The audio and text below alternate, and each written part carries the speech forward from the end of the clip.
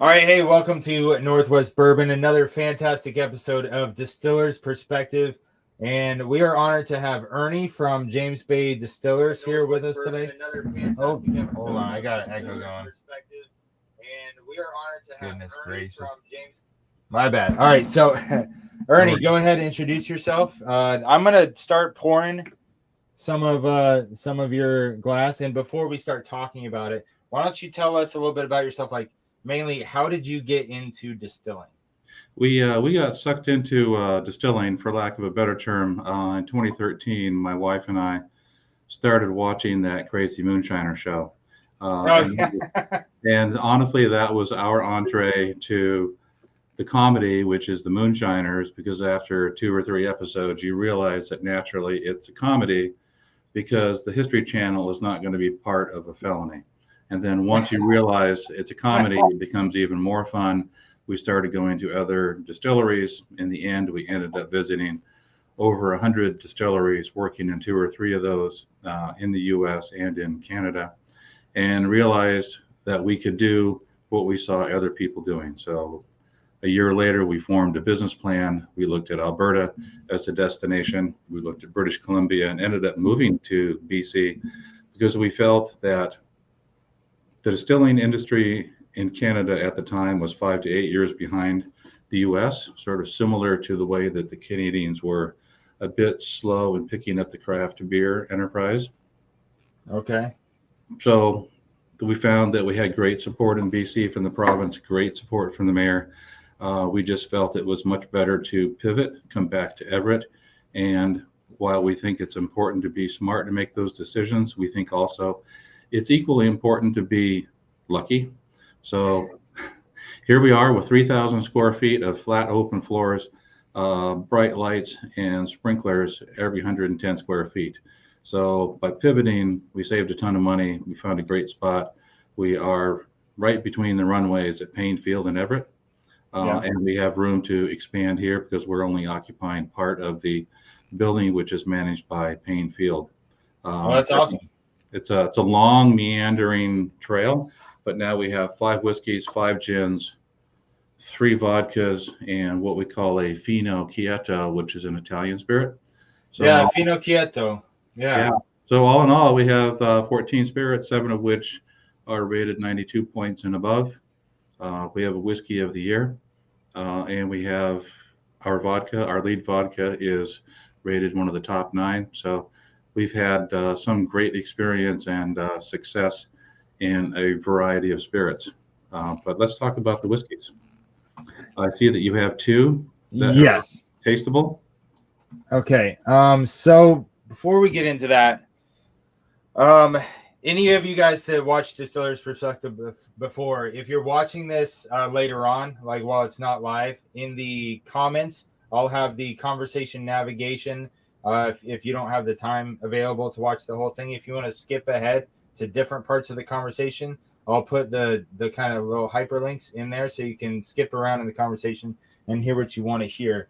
Also, with our show today, it's going to be awesome. We're going to have a lot of audience participation. After when we're ready, we're going to do the revolving door of questions, where we'll let audience members jump on and ask Ernie a question, and then kick them right back off to let the next person on. And so that's going to be a lot of fun. And on top of that, if you come on and ask a question, you're going to be entered into a raffle to earn some prizes today. So it's really exciting. Do I got this right? You have a facility in British Columbia? We have right now just our mailing address and a storage facility for our Canadian whiskey. Storage in Chilliwack, and then our mailing address in just north of White Rock. Okay, so it's a Canadian whiskey. So do all the grains come from Canada? All the grains come from Canada. We actually had this set down in 2015 before we had a location, 2 years before we left the United States. Because we knew that the primary plan at the time was to move to Canada, because the province of BC had some exceptional export promotion activity.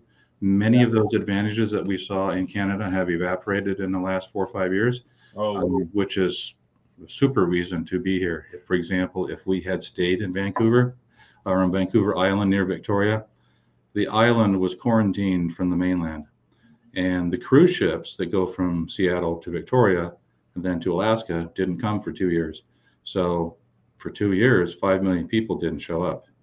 Oh, wow. That's part of being lucky, as that was Yeah. not a smart business decision, but we were super lucky to be back here in the Seattle area.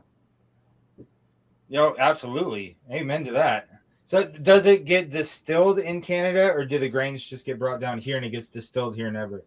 To be Canadian, technically the only requirement to be a Canadian whiskey is that it has to be made in Canada.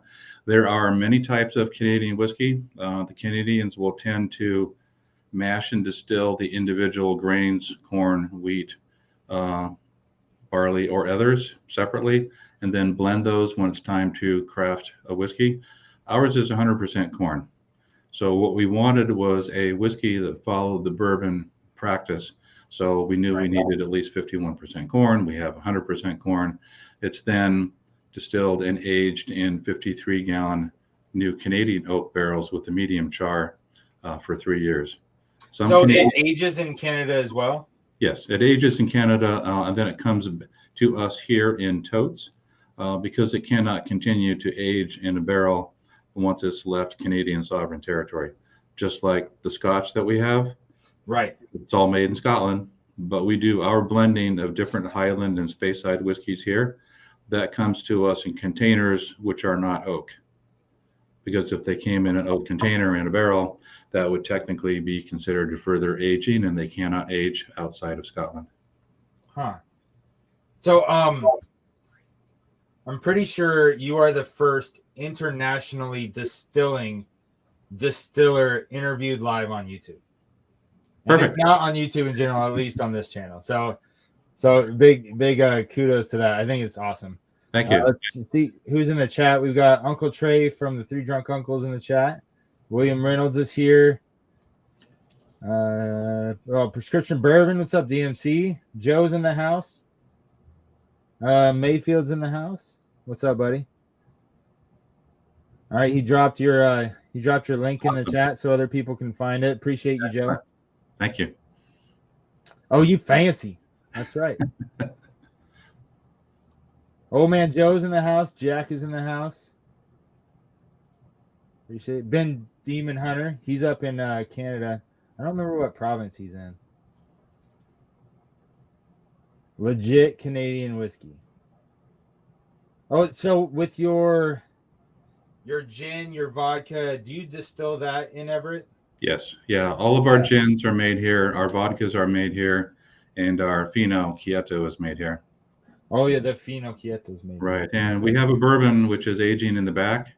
But it's now 2+ years. Right. We're just waiting for the right time to release that. We have a name. We have labels. We're waiting for the right time for that bourbon to hit the market. We currently see what we see as a bit of an ocean of bourbon out there, a bit of glut on the shelves at Total Wine and other places. So we think it's a good time to wait until our bourbon ages past that current high tide. I agree. And if you're looking for other bourbon tasters, you know one. I love my bourbon. Excellent. We will. We can send you a sample ahead of time, but we actually don't plan to release it. We might send some out for competition just to get some nice third-party validation. Right. But we're probably not going to release it until next year. Oh, no. Yeah. Hold it until it's ready. Wait to taste, not to time. Lou's in the house. Appreciate you being here. Jerry Black is here. What's up, buddy? So you're distilling spirits in Washington State, in Canada, and in Scotland. Correct. Actually, in Canada, we're having that work done for us simply because there was the challenge of crossing the border, and then there was a challenge of not having Canadian work permits in 2015. We could direct the things be made to our spec and to our recipe and formula, but we couldn't actually work in Canada until 2017 when we had our Canadian work permits. Oh, okay. That's interesting. That sounds like a lot of hoops to jump there. What's up, Troy, man? Oh, man, chat just jumped on me. Joe's here. Jack's here. Jerry. And we're scrolling. So Troy thinks you're awesome already. Awesome. Thank you, Troy. We love the stand-up comedy part of doing tastings with guests and customers here almost as much as we enjoy making the whiskey. I absolutely agree. That's one of the reasons why we created the YouTube channel, is because just interacting with other people and just talking whiskey. Because before we ever made a channel, like we'd go and like visit distilleries together and sit around and drink whiskey and just talk for hours about it. And Whiskey Editions here. What's up, Rob? Good to see you. I'm glad you could come in. Mark Emmenecker's in the house. Oh, secret sauce. Uncle Deuce. Oh, okay. I was like, dude. All right. So secret sauce is Uncle Deuce. Hey, from Red Deer. We looked at Red Deer, by the way. Oh, is it? Oh yeah, because I asked where he was at. That's right. Yeah, we looked at every place we could find in Alberta, between Lethbridge to Red Deer to Edmonton out to Banff. But unfortunately, it was 2015, 2016, and there was about 0.5% of empty commercial space. So it just wasn't the right time to move to Alberta, much as we love that province. Hey, appreciate you, David. We love doing these shows as well. Joe Black's in the house. 2015. Okay, so going on 8 years now. Oh, that you've been distilling? Since the Canadian was set down in Canada, yes. Right.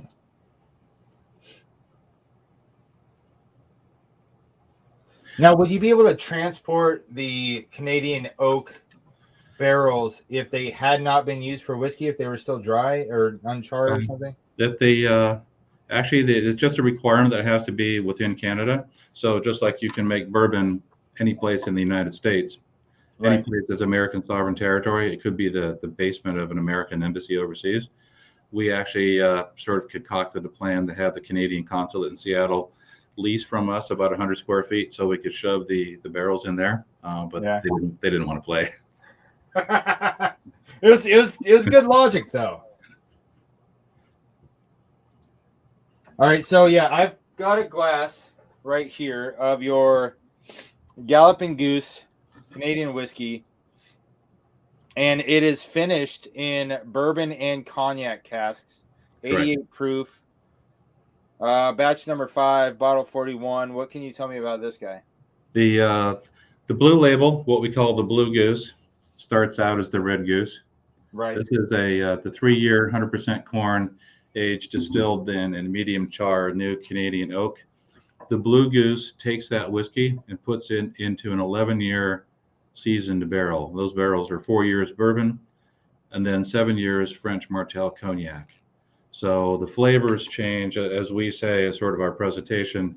If this is caramel and vanilla with a hint of chocolate and then a honey finish, this becomes, in the blue label, plum, dark cherry, and dark chocolate. All right. Well, do you have anything poured for yourself? I do not. Not. I am not. Okay. Well, cheers to you anyway. Cheers. Yes.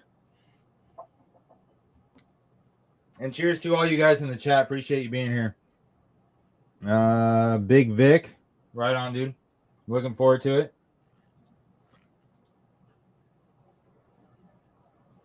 Spy work. Smuggling barrels.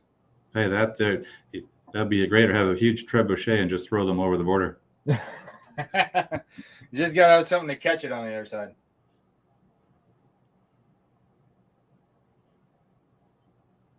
All right, I see what you mean with some of the there's that touch of caramel on the tip of the tongue. There's some wood, there's some char. In the middle of my palate is screaming a light fruit, like a pear or an apricot, or it's like not so far on the spectrum to like a citrus, but not like down in the not really like a plum or either. It's a bit of a stone fruit. Right. Yeah. And we find that people's palates are tuned to one of these. They sell equally well. And honestly, it just depends whether the person's palate is tuned to caramel vanilla, or plum dark cherry. The Blue Goose, we send all of our spirits off to whiskeys because we've seen too many people that say they make a great spirit, but they don't have any third-party validation. So we send ours out to all types of national and international competitions. The Blue Label actually has the same awards as Buffalo Trace, Uncle Nearest, 1792, Jim Beam Black, Garrison Brothers. We entered a competition in New York State and then checked on the status of that competition a couple of weeks later and saw that one of the major spirits companies had entered about 60 of their brands. And at first we thought that is just going to be too much. Right. It's overwhelming. It's overwhelming. And then we thought, no, that's a great idea, because we had 2 days of the same competition, the same judges, same location, our spirits right there in the middle with the others. And that's how they placed. So great. Yeah. So we're very happy that the same judges found merit in our Blue Goose as they found in all those other name brand spirits. Yeah, it's really light on the palate. It's not super heavy. It is a really easy sipper. Makes me think it'd be great to have in the summertime. Mm-hmm. Because it's got a like a freshness to it. Considering how light it is color wise, I expect it to taste more youth.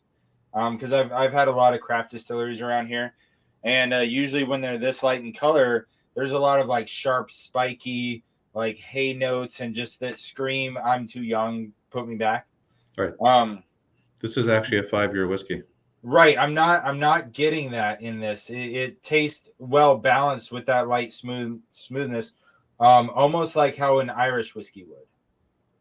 That's where it's nice, it's light, it's crisp, but it's well rounded. We wanted a good daily sipper.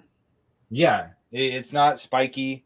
It's just it's an easy sipper. Absolutely, I totally agree with that.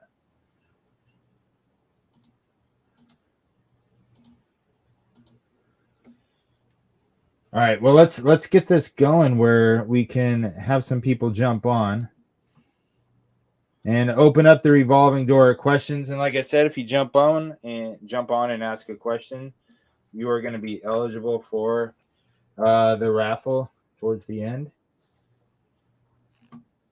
All right, the link is in the chat.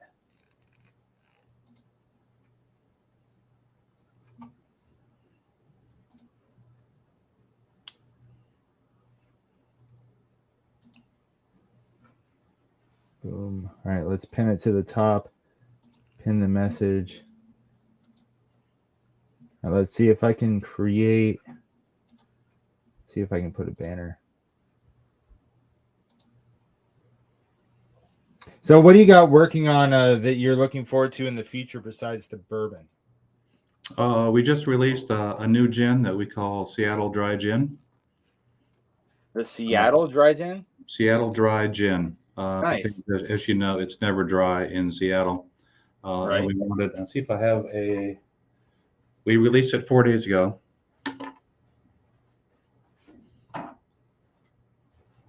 So we don't even have our labels back yet from the printer. Oops, where did we go? There we are. So this one is coriander forward as opposed to juniper forward. We find in all of our gins that there are far too many gins which are London dry style or even juniper forward. We think there are far too many more botanicals to play with. So ours is coriander forward. It has a nice warmth. We call it our dinner gin because it holds up really well as a sipper or over ice with lamb, pork, shawarma, gyro from Greece, any sort of heavily spiced food. It's just a pleasant, warm spirit, almost a winter gin. That sounds good. What do you think is the best cocktail mix? Oh my goodness. Well, our cocktail lists tend to be 2 ingredients, maybe 3. And we do that for a couple of reasons, because when we get home, we don't want to spend a lot of time with equipment and cleaning. So we like 2 ingredients, and we like fun. We like it's sort of easy access.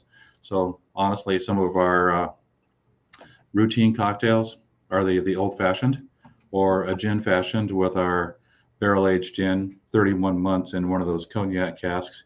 Or 31 months in a cognac cask? yeah, the same type of cognac cask, an 11-year cask that we use for the Blue Label whiskey. We Well, that's a also long time for a finish. That is. Most people will do 6 months in a 2-year bourbon barrel. We've done 31 months in an 11-year barrel. So we have a lot more baking spice cognac notes. And because bourbon was the first spirit in those casks, it also brings up a nice set of caramel and vanilla notes as well. Yeah, absolutely. It sounds blast. I mean, that sounds really good. So Troy Man is here. He was the first one to jump into the chat. What's up, Troy Man? Thanks for being here. Oh, not much. I'm sipping on an equivalent whiskey because I haven't had yours yet. It's the Buffalo Trace Standard. There we go. So, fun story. I'm actually going to be at, right next to Painfield tomorrow, right before my daughter's gymnastics meet. Oh, so stop so if you're going to be there, I'm going to be at your place. Good. We are open 12 to 7 tomorrow. I'll be there probably about 1. So we'll Great. see. The terminal's on the north end. We're on the south end. Oh, you're on the south end. Oh, yes. I'm coming from the south, so that makes sense. Perfect. Yeah. I actually live over in Kennewick, so I'm long drive away. But like I said, my daughter has a gymnastics meet, so I'm going to be over there. Oh, good. Question for you. So I'm kind of flabbergasted that doesn't sound like a good thing, but it is. I'm just stunned that you guys actually can do international. So Canadian, Scotch, and American distillation. Like what the heck happened? Like, how did you get onto that boat and just say, "Hey, I'm going to do this"? Well, that boat was preceded by 15 years of working overseas. That would do it. So for me, the idea of working in a foreign country, speaking different languages, getting permits from different foreign governments was not a big deal. And I think that's how we ended up the only craft distillery in the U.S. with a permit from the King of England to import, blend, and bottle Scotch whiskeys. I don't know why other people don't do it. Maybe they're intimidated by the idea, but with rules, when you follow the rules, and the rules never make any sense in spirits, but when you apply for the permit and they let you in, then the Scotch Whisky Association steps in and helps, and they have given us introductions to distilleries that would ignore us if we just knocked on the door. So that's been hugely helpful. That's awesome. So follow-up question to that. Is it harder to get liquor licenses in the United States, or is it harder to get them in Canada or Scotland? I think in 2015 and 16, it was easier to get a permit in the province of BC. It was a bit harder in Alberta. I think that some of the distilleries that you see, the new ones that you see in Scotland, you see almost a revolution of gin in Glasgow right now. Many new types of Scottish gins, whereas people have only thought that Scotland could make Scotch. Now there's a huge wealth of gins coming out of Scotland. But for us, it was 19 months for the federal permit, another 3 or 4 for the state permit, and then there's construction, local permits, fire permits. Fire and occupancy is always the last one, but we have an entire wall full of permits.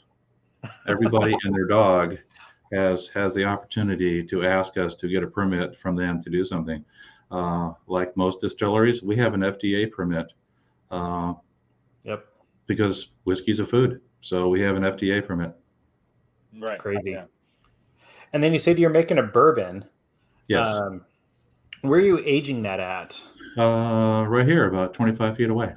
Oh, okay.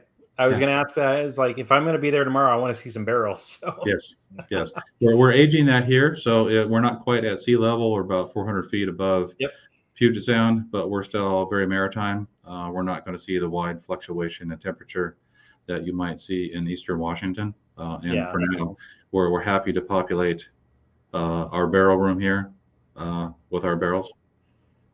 Very cool. Yeah. Thanks, Troy, man. Yeah, thank you. Appreciate you. You're getting kicked off. All right, that's fine. Thanks, Troy. Uncle Trey is in the house. What's up, man? What up? Hey, I'm like Troy man over here with the Buffalo Trace. I don't have the good stuff. So, but anyway, that's that cognac whiskey you were talking about, man, hey, the uncles need that like ASAP. How do we get a hold of that? You can start at James Bay Distillers, and then there's a link for shipping to Washington State, Alaska, and DC. That link is jamesbay.distilleryspirits.com, and you can order and we ship directly to you. Okay, and what's the shipping cost on that? It will vary by location, but it is a discounted UPS ground. Okay. Yeah, we're out here in Graham, so we're not too far away. Okay. So, but yeah, the way you were describing that, I'm like, the uncle's got to be on that like now. Excellent. Yeah, try it out and let me know what you think. Sounds good, man. Nice. Thanks, Uncle Trey. I appreciate you being here, brother. Yeah. Yeah, thank you. All right, I can actually show if I can get this window.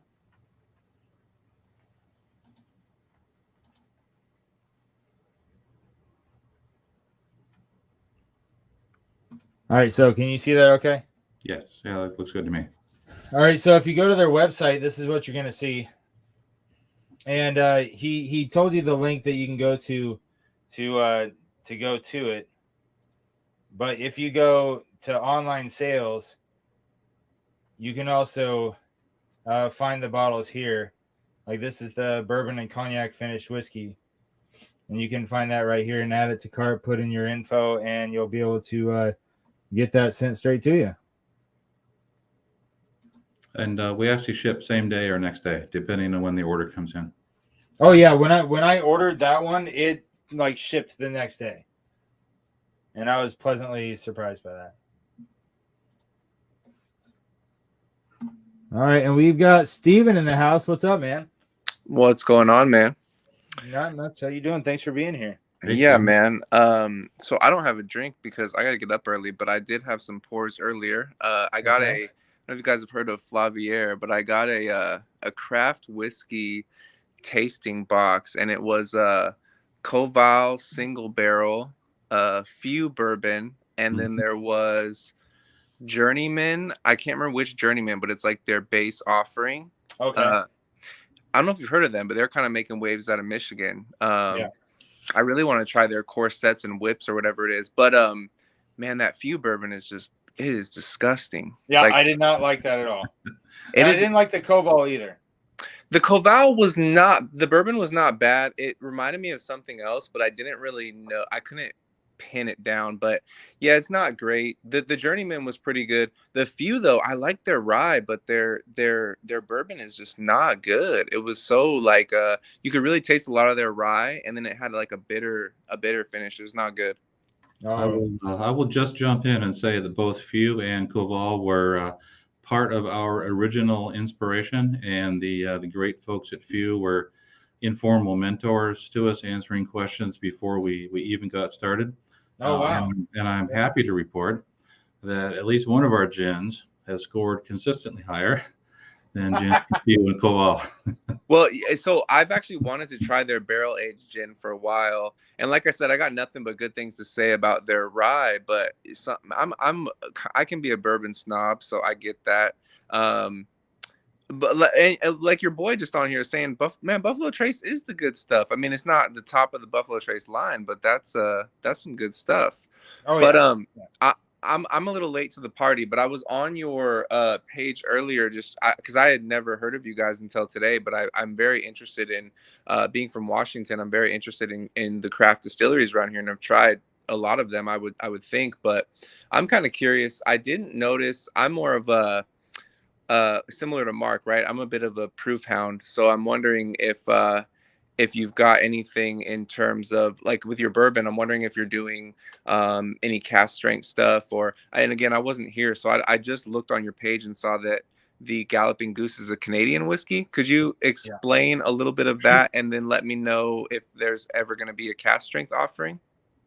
Let me maybe answer those in reverse order. We were harvesting a barrel. We had lost a little more to Angel Share than we anticipated. So we actually used that for a cask strength bottling that we did at 375. and we offered that first to investors, and it sold out quickly. I might add that we didn't want to sell it because it was so darn good. Oh man, that was it was about 110 proof, but oh my goodness, the flavors would just roll off your mouth. All of these Galloping Goose whiskeys are 88 proof. Okay. Which is to say that we don't have a starter whiskey. We don't do any 70 proof or 60 proof. We chose 88 proof for these because we wanted it to taste like whiskey at the end if you're putting it over ice. Wow. Now, are you so being that's Canadian whiskey? I wasn't here earlier. Are you sourcing that whiskey? We are sourcing it from people that we know in Canada, as we say, because our original plan was to open in BC. Okay. So in 2015, before we had Canadian work permits, before we had actually taken any investor money, we had the whiskey set down, knowing that we wanted a brown spirit when we started, because most people will only start with the vodkas and the gins, and we wanted to have a spirit ready and waiting for us to go, made to our spec. So it is made to bourbon spec. No, I like that. It's interesting. It's funny that this is falling on today because I just watched an interview with Found North Whiskey, and they're making a lot of waves right now in the whiskey community. And they are sourcing whiskey from Canada, but they're sourcing extremely old barrels. So they just put out a batch 6 that's like 17, 21, and 25-year-old corn dominant whiskey, which is very intriguing to me.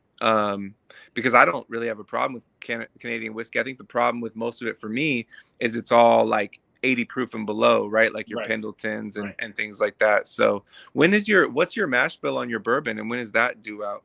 Our mash bill is also 100% corn. We have so far focused on corn spirits because we think that many whiskey drinkers are a bit like some of the wine people, that in public they talk dry and then drink sweet at home. So we wanted that residual sweetness left in the spirit. And for our Canadian whiskey can be many things. Part of the rules allow the use of high proof spirits. We don't do that.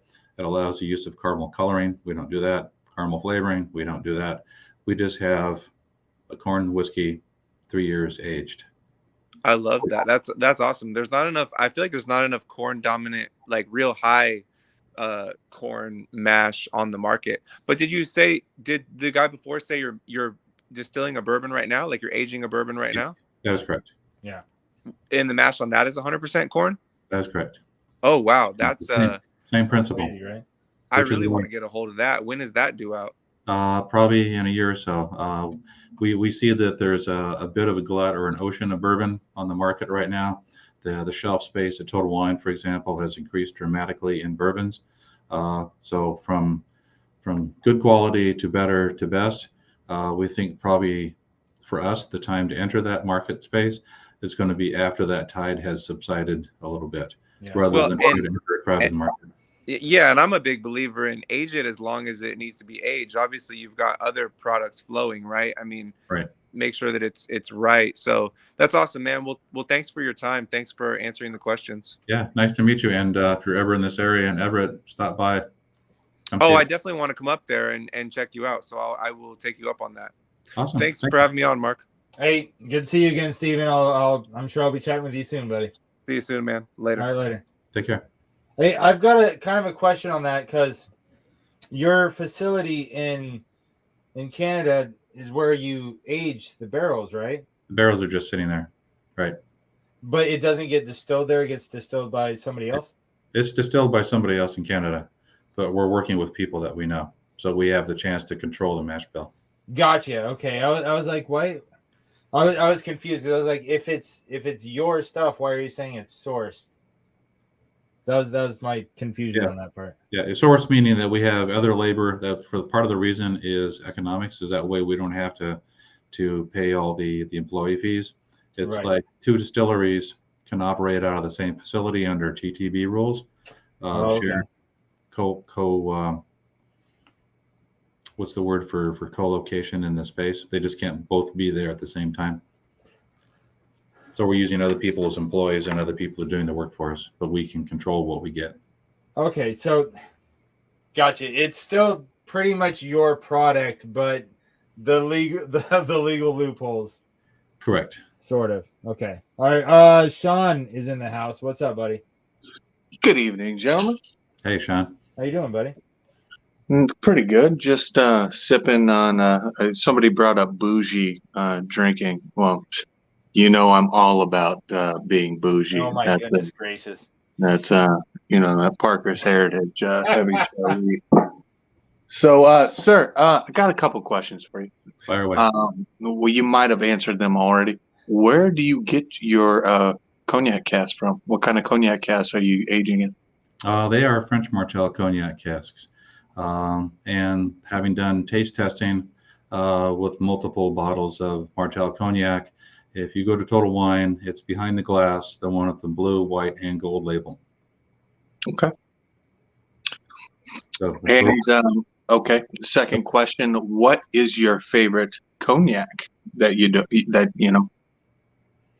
I am probably not an expert in cognac, but I'm loving the way that this Martel cognac has affected our spirit, because we start with the base, what we call the original Galloping Goose, 100% corn, aged 3 years. We do another 27 months barrel finishing in that cognac cask. We also do a 16-month finish. We call this green label version the Green Goose. It is a sherry cask finish and Amontillado, a 40-year-old Amontillado sherry cask. 40. Wow. 40-year-old. Awesome. So there is a ton of heritage pulled out of that Spanish barrel, and it has just a completely different nose, completely different taste. It's toffee on the nose, like a Heath bar, back to caramel, and then Brazil nuts and almonds. And I would love to say it's personal brilliance, but again, I like to be smart and like to be lucky too. We got a really nice barrel from our Spanish providers, and it's worked out well for us. Yeah. Ernie, put me on that list. Save me a bottle of that, man. That sounds fantastic. And then finally, what is your that obviously that you don't distill, that you don't make yourself? What's your special occasion bottle? When your grandson, your grandson's birthday. What are you drinking? What are you popping? What I'm popping is for our whiskeys. There you go. It's what we call the Inner Harbor. This is our unique blend of Highland and Speyside whiskeys. Scotch Whisky Association, knowing that we have a permit from the Brits, allows us to get samples and then import different Highland and Speyside whiskeys.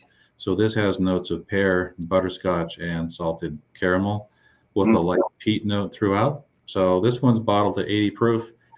That light peat note is just enough to tell you that it's a Scotch, and that pear note keeps it fruity and an affordable luxury. So that's why I have it at home over ice.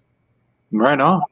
Love it. We have a lot of our regular customers will come back and buy another bottle of one of their favorite whiskeys or one of our gins, and they tell us at home they hide our stuff from their friends. Very cool. Stick it in the back of the cabinet so nobody sees it. Right Most on. definitely. So, Well, thanks for having me on, guys. Thanks for Thanks, Sean. Hey, Thanks it's good to for see you again, buddy. I'll talk to you soon. Good night, guys. good night. All right, cool. Joe is in the house. What's up, buddy? That is a killer shirt, by the way. It's really nice. Yeah, I found it. It was in the street somewhere. I was like walking by, I was like, hey, red, white, and blue. These colors never run. All that stuff. Cheers, fellas. Cheers, buddy. A couple of questions, just like everybody else, and you probably already answered these questions, but so you have you say you source the grains or you source the whiskey? The grains are at our spec, and then the whiskey is made to our spec in Canada. Gotcha. For the Okay. Canadian. So So they have the grains there, and then right. they have what you want as far as grains, and then they make it, and then you source it back to wherever you're located in. Where are you located? We're in Everett at Painfield in the south end of the runways. We are right between the runways. Oh, gotcha. So that's just to say that's a bit. It's we have a little different control over it. Black velvet, which you may have had from time to time, is actually a Minnesota corn distilled in Lethbridge in southern Alberta, and then shipped by tank car to I think it's Canandaigua, New York, where it's bottled. Okay. So that's another type of international access to Canadian whiskey. And right now, currently, what is the highest, I guess, aged whiskey you have that you offer out to for everybody? It's going to be our 5-year whiskey, the Blue Label. Okay. That Mark has been tasting tonight. And that's the one that's finished in what? In the cognac cask. Oh, okay. 5-year-old. What's the oldest whiskey you guys want to get to? I guess six or 8 years. 6 or 8 years, depending upon what the market space is like and how the flavor notes develop within the barrels. We see an increasing demand for barrel strength and higher proof spirits. Yeah. So we're thinking that might be a smart way to approach the market, because there are many bourbons at 80 proof. There are quite a few at 70 and sometimes 60 proof. That's what we call starter whiskey. So that's not our plan. You say 60 proof? Yeah, 60. Oh, okay. We don't do that. Oh, gotcha. Well, I don't really have too many questions. That's I'm just looking at what you're looking for in the future and age wise, and what is the maybe top of the line that you're looking at that you don't really want to venture past, because I know there's a lot of Canadian whiskeys out there going ranging all the way to like 27, 26-year-old whiskeys in Canadian whiskeys. Mm-hmm. But you ain't sourcing from the same place, right? Because you're not sourcing from Alberta, you're sourcing from a different place. Well, we're sourcing from another distillery that we have an NDA with. Oh, gotcha. Okay. Although the challenge of harvesting the whiskey is like everyone loves the Macallan 12 and the Macallan 18, and so many people like the Macallan 12 that people predict that there probably won't be a lot of Macallan 18 in the future, because it's all being harvested at 12. Right. Okay. Right. So we try not to harvest ourselves out of the chance to have an exclusive product. Gotcha. But we do want to have products in the market. And is that, I don't want to put you guys in a box, but because of your proof points, is that lower proof whiskey, is that the market you're looking for as far as whiskey drinkers, maybe more Scotch type drinkers looking at the whiskey, rather than maybe some of us proof hounds that maybe in the 90s and up? Yeah, the lower proof that we think is acceptable is the 80 proof. So we don't want to go below that. The Galloping Goose series is all at 88. We just released a gin at 90. We have a Navy gin at 114. And we think that gives the consumer the chance to control their proof throughout the drink.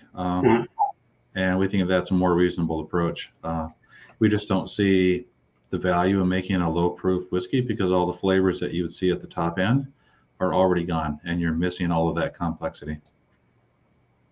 Well, those shoe that you showed are 88 and below, or this series with the Galloping Goose is all 88. Okay. The Scotch that I showed earlier, we bottled that at 90. Oops, turned it the wrong way. We bottled it at 80. And that was a thought that we wanted to have a light peat note. So that's how we took that direction. And so far, we find that it pairs well with food, and especially with desserts. Okay. Well, that's all the questions I got. I appreciate you both. Thank you for your time. Thank you. Thanks for being here, Joe. I appreciate you jumping on, bro. All right, brother. Have a good night. Hey, Take care. Ben of the North. Good evening. What's up, man? How are you doing? How you doing? Good. It's been man. very busy, a new job and whatnot, and second day, and then working up my other one. But yeah, it's really nice to hear that there's a multi-country distillery available. So yeah, I guess I think Joe kind of asked this question earlier But it's like, do you know which province the corn is coming from? Like BC or the prairies? Yeah, we do, but that would sort of make it a little easier for people to narrow down the partners that we have, and we Okay. not to disclose it, but Yeah. we're confident that it's a quality product. Yeah. It's, as you know, in Alberta, there's Tabor is quite popular. So Yes, Yeah. especially at the end of the summer, the Tabor sweet corn. Yeah, there was Woody Creek in Colorado just came out with a 100%. I forget what it was called, like OLATHE corn. I'm not sure how you pronounce that, but is it available in Canada? What is the that type of corn? Olath? I don't know if I know that brand. Yeah, I think it's specific to Colorado. That's But interesting. it's really interesting that different provinces or states have their own regional corn that's specific to that place. But okay, are you available in Canada? We are currently talking to some buyers in BC and Alberta, which is BC, Alberta specifically. Good, Yes. good.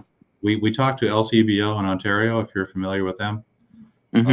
We talked to SAC in Quebec, but we decided that the rules for the LCBO that requires an international company to buy back anything that the LCBO could not sell in Toronto was just a very strange export arrangement. At least put it on the bottom shelf and sell it. I don't know why any exporter would buy back a product they had sold. And SAC is just a little bit too far away. Although I think that our products are equal to other products they have on their shelves. Well, I've heard that even like Alberta whiskey from Alberta or BC or the Yukon, like two brewers, it's easier for them to ship it south than east. I mean, You find your fingers online. Yep. So I guess I'll let you guys go, and it was nice to talk to you, and I'll look forward to tracking your stuff down. Thank you. Hey, thanks for jumping on, Ben. Appreciate you being here. It's good to You're see welcome, you, Mark. We'll be going to bed soon. Okay, Bye. All right, later. Well, it's all family, right? Oh, absolutely, absolutely. That's one of the reasons why I start my show so late. It's because I've got to put the kids to bed, take the dogs out, kiss the wife, and then I can come out here in my man cave and do man stuff and drink whiskey and talk whiskey. That's great. Plus, earlier in the evening, like when I'm having dinner with my kids and wife, there's a lot of people from the East Coast and the Midwest that are on, talking whiskey. And so there's a lull in the whiskey tube during this time frame that we cover here on the West Coast. Oh, that's great timing. I see a question in the bar there. Is James Bay distributed in the U.S. outside of Everett? Right. The answer is yes. We ship wholesale to California, Indiana, Illinois. We have shipped to Virginia in the past, and we are about to initiate a new distribution agreement that will take us to some other states as well. Right. I saw that you sent me multiple sites to where sounded like you've got multiple distributors to take you to different states and stuff. Yeah, every state has their own rules. The Right. control states are especially amusing to work with. But for example, we ship wholesale to California, but also in California there is a online retailer known as Great American Craft Spirits. They focus strictly on craft spirits. They have our products, and they have figured out how to ship to about 43 different states. So for us, that saves us 2 full-time positions, because if we had those state licenses, it would probably take us 2 persons to maintain the compliance and the reporting. Oh yeah, absolutely. Yeah, them hooking you up to 43 states is fantastic. Yes, and they're nice people to work with. Oh, that makes it so much easier. Yes, yeah. We can call them, we can email them.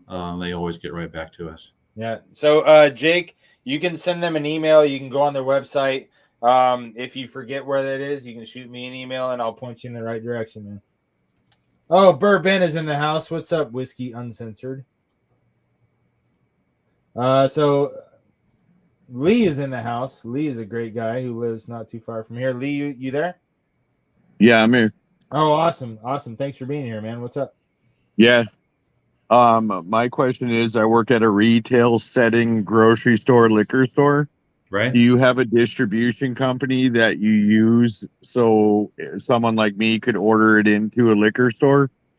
We are doing self-distribution in Washington State at this time, but we also work with, I forget the name of the payment mechanism. It just fell out of my head, but it's the sort of the number one electronic delivery and invoicing system. So if you want to order wholesale, we have wholesale pricing for liquor stores and grocery stores. We have just not connected yet with one of the local distributors. Okay. Sean stole my other question on the cognac barrel. So Martell is a very, very good choice on that one. Oh, yeah. Yeah, we're very happy with how that is. And those barrels are not always available. We work with a barrel supplier for used in seasoned barrels, as we call them, or experienced barrels. But for their experience, yeah. So it honestly is a privilege for us to use our whiskey to pull out that heritage of cognac, and it's just awesome to see what that secondary finishing does to a spirit. Now, is there any chance in the future we may see an Armagnac finish?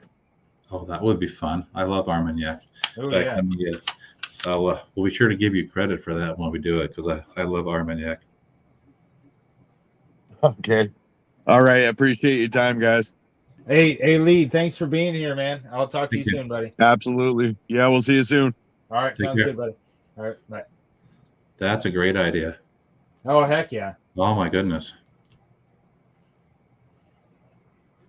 Cheers to you, Lee. Good job. So, Mark, did you try the Cadboro? no, I'm getting that with our next guest intentionally. Aha. This is Marvin, Whiskey Wine 101. Strong presence on Instagram. What's up, buddy? How's it going? Ernest, Good. right? Hey, good. Yeah, Sure. good. Hi. Good to see you, man. And so I was I waiting do- until you got on because I know you've got a sweet tooth. I do, but I jumped on late, so I know I haven't started talking about it yet, man. I was waiting for you. This What is his chocolate whiskey. okay. And now, Ernie, tell us about it. You said it was all natural chocolate flavoring, right? Yes. So for the Cadboro, which is, I can turn this correctly, it is named for that ship right there. The Cadboro in the upper right corner of the label was a Hudson Bay ship. So the Cadboro chocolate whiskey only coincidentally sounds like Cadbury. Cadbury, yeah. Yeah. Oh, that's where Cadbury came from. There you go.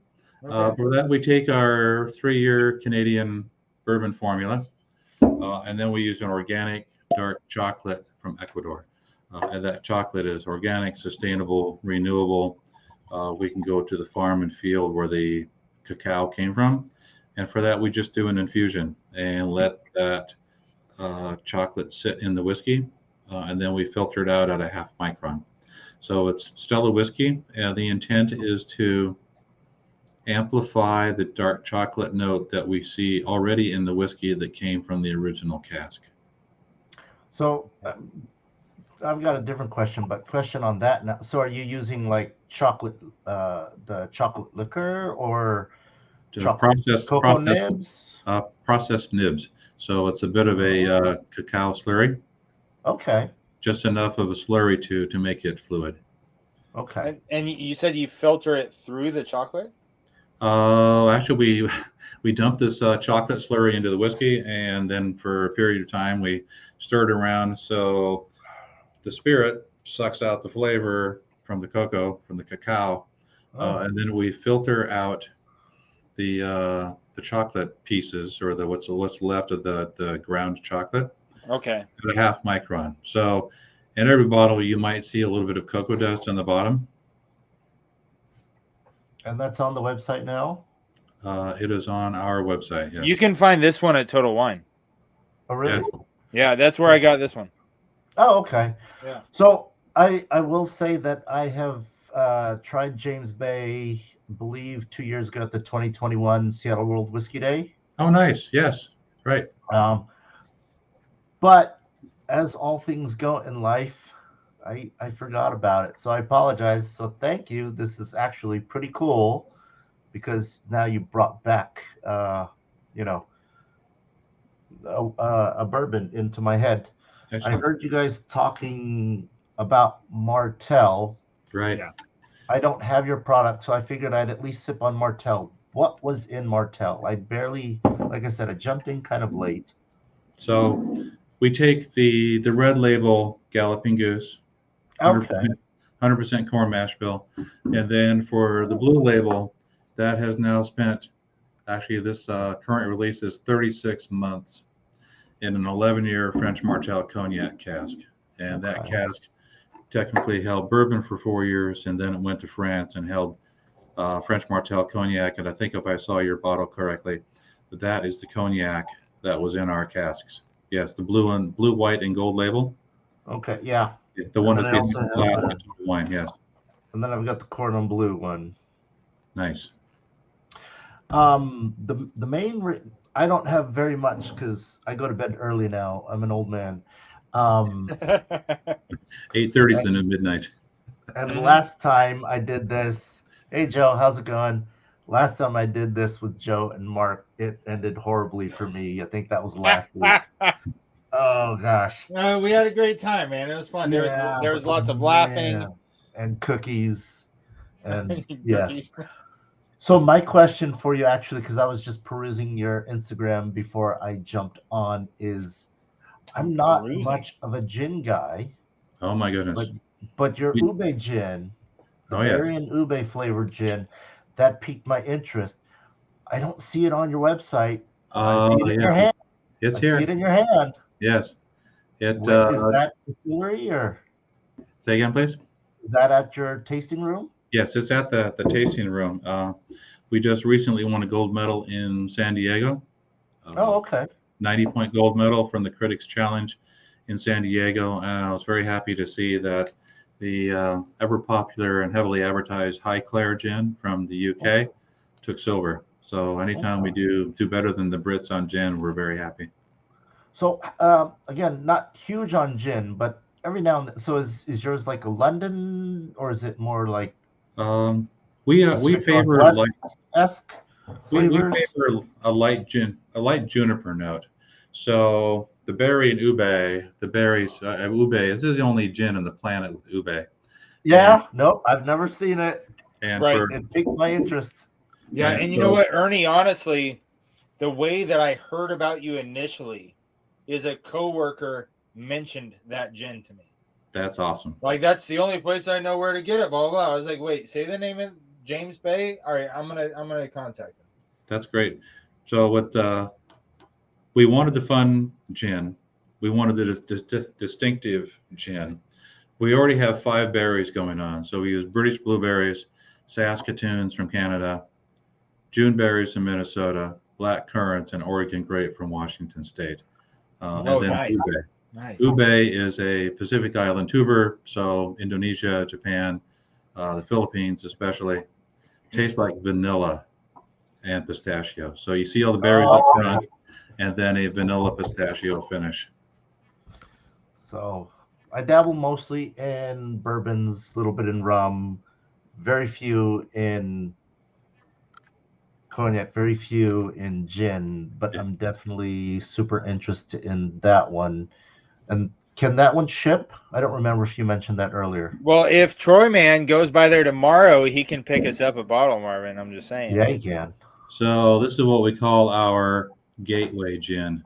This is the gin that brings the whiskey people to the gin world. It's got orange blossom, kumquat, mandarin, tangerine, and orange zest.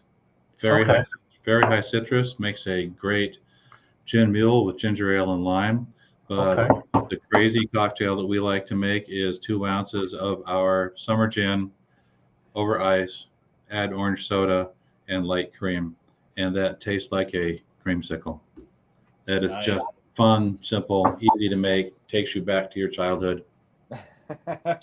Adult childhood. Adult childhood. We have had people come in and say, I hate gin. I don't want to smell your gin. I'm not going to drink gin. And then they walk out with a case of our gins because we feature some botanical other than juniper. Right. Oh, yeah. There's I hate juniper heavy gins. So there are 900 London dries in London. So why do that? Right. Yeah. Exactly. So Troy, man, I'm putting you on the spot, bro. Yep, Troy. Get me a bottle, please. Yeah, Troy, man, we need some of that gin. Yes. And then, all right. So I saw Lee jump in and said Armegnac. Armagnac's delicious. Woodinville, they did an Armagnac, and that was absolutely delicious. But can you do a Barbados rum finish, specifically Foursquare? That would be wonderful. Barbados rum finish. Yeah, Foursquare is the brand. Yeah. Or Mount Gay. You could do Mount Gay too. But I if you ever do finishing,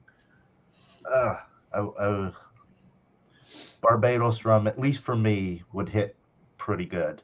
Okay. We love finishing because it's fun, and being at the scale that we are, we can do fun things. That's how our Scotch project took off, because we knew we'd have our Canadian, we knew we'd have a bourbon, and we thought, what do we do for the Scotch people?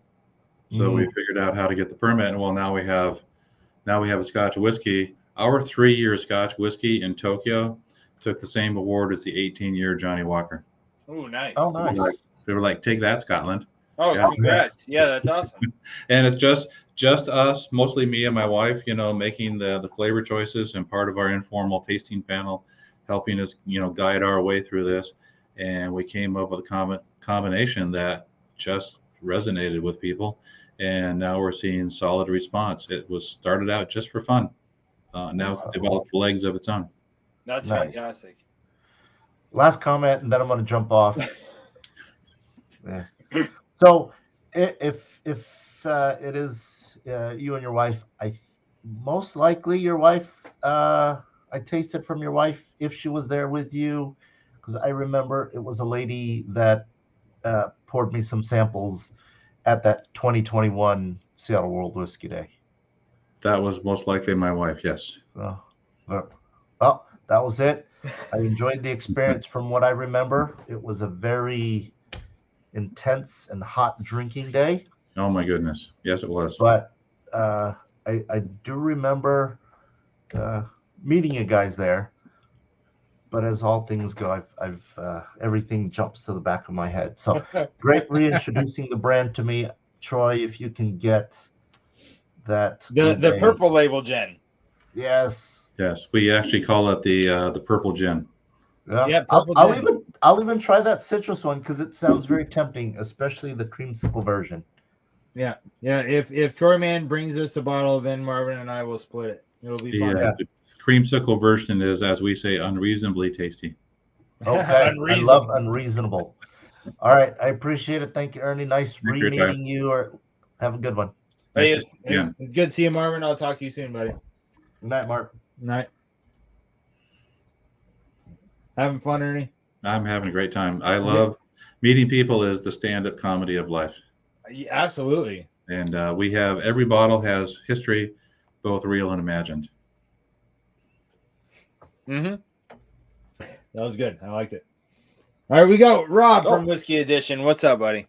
Hey, how's it going? It's going great. Ernie, Rob's in Seattle. He's got a YouTube channel and Instagram and all that stuff. Awesome. Rob, thanks for being here, bud. Sure. Well, and I really have no taste buds at all. So for me, I have to have a theme, and I saw you have, a Galloping Goose. I'm guessing that's a Canadian goose. It is a Canada Goose. I brought out all the bird bottles that I could find here. I got a red breast and a chicken cock and a Weiss. But really, after you talked about infusing with chocolate, that really piqued my interest, because the other Canadians did the peach and a salted caramel. Right. Right. And I tried a peach, and it's just I'm interested in your chocolate, because the peach is just not. Yeah, we wanted something that was infused with chocolate because we like the chocolate note that came from the original barrels, from the Yeah. char. So what we Yeah. want to do is to enhance that note, and what you're going to see is it's like a 65 or 70% dark chocolate note in the middle of the taste, and then there's that same honey finish that you get with our original red label Galloping Goose. After the finish, that chocolate note comes back aromatically. Again, a dark chocolate note. We don't add sugar. We don't think sugar belongs in a whiskey. Yeah, absolutely not. We say sugar hides things that you couldn't fix when you made it. That probably Right. starts approaching a fireball or something at that point when you start sugaring it up. Mhm. So do you have, I've noticed all the bottles you've been flashing up. If you come up there, or do you do smaller bottles, or are they all 750s? Because you have a lot of things that look like they're good to try. We on a have chug pack. we have 375s in the blue label, the red label.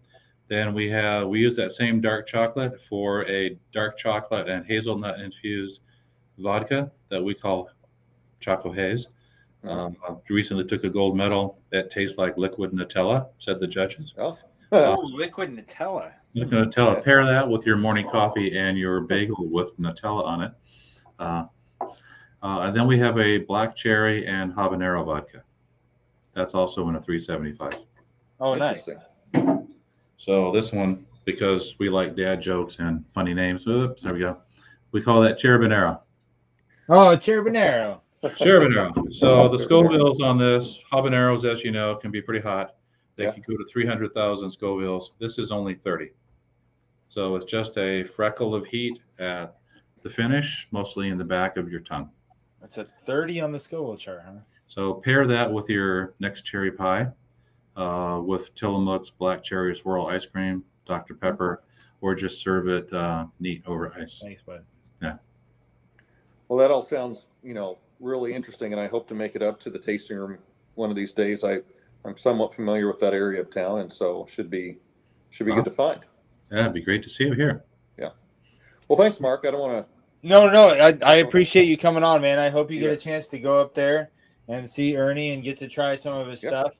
Ernie, do you have a sample pack with like a variety of like smaller bottles?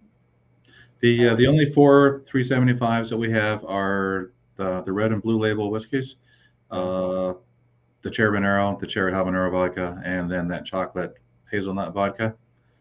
We found that the price point, it requires new labels, which is easy enough, but we decided to invest in a single label and style. So right now, most of our spirits are at 750. Okay. Well, here's an idea that you could maybe cogitate about. All the microbreweries around here, you can bring in like what do they call that thing? That a growler? How about a mini growler thing you could bring in, and you could just tap off and. Well, we could always pull out a 375 bottle, put on a 750 label, and mark it out and call it 375. Just kind of scratch it out. Exactly. Well, I think good night, Richie. Exchange rate might fix a little bit of that, so it'd probably be okay. Yeah, it would be fun. Thanks, Mark. Thanks, Ernie. Hey, Rob, thanks for being here, man. I appreciate you. I hope you get a chance to go up there and see Ernie, and be sure to send me a text and let me know what you got and what you think, man. Might be a few weeks, but yeah, sounds all right. good. Yep, we're gonna do something together soon. Me and you. I tell you what. All right, I'll talk to you later. Thanks, Rob. All right, bye. Oh goodness, Ernie. We're getting some great ideas here. Yeah, like jumping around to different local craft distilleries. There's a little things that me and the Northwest Bourbon crew talk about after each thing, and like some distilleries do their tastings in the little plastic cups. Some of them give you actual glens to drink out of. There was one place we went to that gave us shot glasses to do a tasting out of, and one of the coolest things I've seen so far is a sample pack to where they had 4 different variants in like 200 milliliter bottles, to where you could buy a sample pack and take it home and try it. I thought that was an easy buy. to where when you're looking at something you don't know what you want to buy the sample pack. Like when you're looking at the appetizers on the menu, you don't know if you want the nachos or the mozzarella sticks. I'm getting the sample platter. You get them both. Yeah. Yeah, for tastings, we do a total of 8 tastings per person. We do a 1/4 ounce pour. That meets the state requirement for no more than 2 ounces per person per day in a sample. Right. But that way, even if a couple come in and we have now 14, they can each choose 8, or they can choose a smaller amount and then they can share the rest, because then they're to like an eighth. Right. Eighth of an ounce on their sample. When they share that way, they can taste everything that we have. But of course, it's up to them if they want to pick 8 or share. We do find sometimes that people don't like to share. Very true. Very true. All right. Are you ready to get onto this raffle? Let's do it.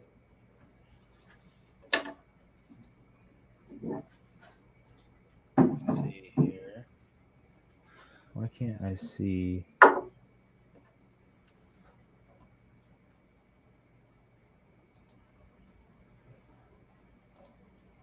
Oh, that's the wrong one. Let's see if I can get this this wheel up. Yeah, I have a raffle item here that I can show to the crowd if you'd like. A raffle lineup? Just the item that we're raffling. Oh, absolutely. Hold on. Let me see if I can. Boom, boom, boom. There you go. Go ahead. Awesome. Okay, here we go. The winner of the raffle gets a T-shirt in your size of choice, and we can send that out to you by UPS or by postal USPS. Awesome. And we have sizes from small to 2XL. Sweet. All right, so I've got all the people that jumped on and asked a question.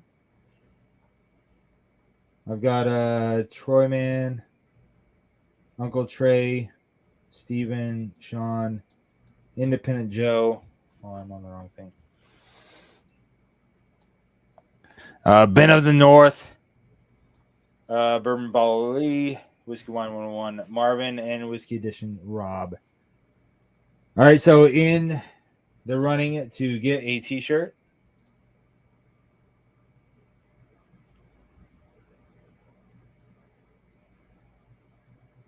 Troy Man.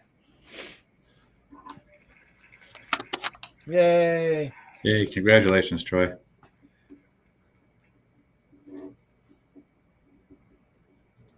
All right, so I'm gonna throw one more in there that we didn't talk about.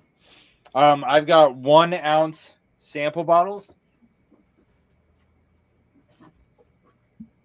And so what I was going to do with the 1 ounce sample bottles is fill 2 of them of each of the 2 offerings that I have from you, which is the whiskey finished in bourbon and cognac cask and the chocolate whiskey. So 2 1 ounce samples of each one of those. So 4 altogether. And the thing is you get 2 for you and 2 for a friend. And so you get 1 of each and you give a friend 1 of each. And if you don't have friends that like whiskey, then I guess you get 2 ounces of each. And so I will be handing off to you 4 of those 1 ounce samples, 2 of each kind, to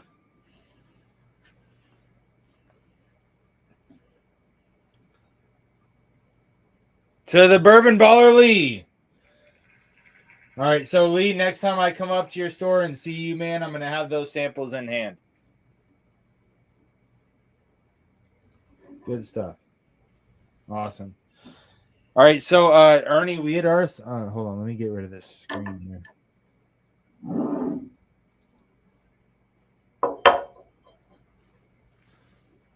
We had also talked about what you thought was the best question you got asked from the audience tonight. I thought that some of the technical questions about how do we manage to have international spirits at an American distillery, and the questions that focused on the sort of relatively arcane rules that allow a Canadian to be bottled and labeled in America. Yes. Also parallel to the questions about Scotch. So I did not write down who asked those questions. There were several folks that focused on that, but I thought those were very perceptive, and it was fun to clarify not only the nature of Canadian whiskey, but how we get to do it here. Right, right. And that was kind of a theme of the questioning. You had Troy Man started out with that. Uncle Trey asked a little bit about distribution. Joe, Indpndt Joe, he talked about that kind of sourcing on like that kind of a contrast. And then Ben from being up in Canada, he was talking about that as well. And so we've got 4 different people that asked questions that was in that field. And so that really highlights an issue at hand that comes to these old laws that aren't really relevant to the nowadays world when it comes to most of marketing being online nowadays. And we should have the freedom to go from the supplier to the consumer. Correct. The 3-tier system is going to be in place for a while, but really it's related to an antiquated structure. And as you will learn from what Tax and Trade Bureau says from their National Revenue Center, even that name itself tells you a lot about the whole focus on spirits. The guideline for the Tax and Trade Bureau is to, quote, protect the revenue, which is why they want accounting of how much you have produced and stored and processed every month, because the goal is to protect the revenue. There's nobody wants to give away the money they're already making. No, but for the feds, we have an allowance on proof, just a 0.15 proof over or below, so 1% rather. Yep. So what I'll do for that is, let me take off Marvin, Lee, Sean, Steven.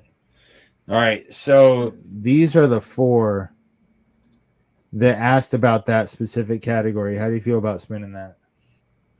That sounds that sounds really smart right there.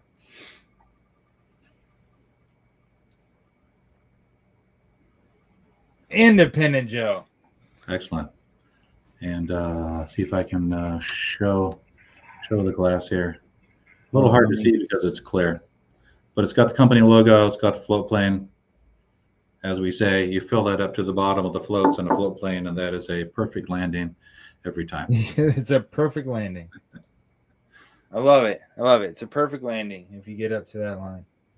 That's awesome. All right. Yeah, I was taking notes during the questions because. Thank you for doing that, because I lost track of who was asking those questions, but they were very perceptive. Oh yeah. We got a great community here. A great group of people that just love talking whiskey with each other, and it was great having you on. So you could come on and meet them, and they can meet you and find out about what you got going on. And I thought it was awesome. I had a great time. It's nice to meet informed people who have a lot of knowledge about whiskey, because the questions are always focused because they're asking sort of nuance. Right. And we'll take anybody from first time drinker to somebody who's experienced, but there's always something to learn, and I hope that somebody learned something from what our experience has been here. Absolutely. That was fun. All right, so guys, I'm gonna drop off the live stream. Ernie, I'll close off with you backstage. Okay, great. Okay. Thanks everybody. It was great to meet you all. Yep. That's what I was just gonna say. I would say, do you have any closing comments to the audience? The comments is that I now know a lot more than I used to, but what I'm learning is that there is more to learn every day that I have not even thought of. And there are so many people, including the guests that were here tonight, that I could learn a lot from as well. So if they stop in or want to contact us some other way, always happy to learn and welcome new ideas from each of them. Awesome. Yeah, thanks, Ernie. Of course, go to James Bay Distiller. Go to the website. You can shoot him an email direct.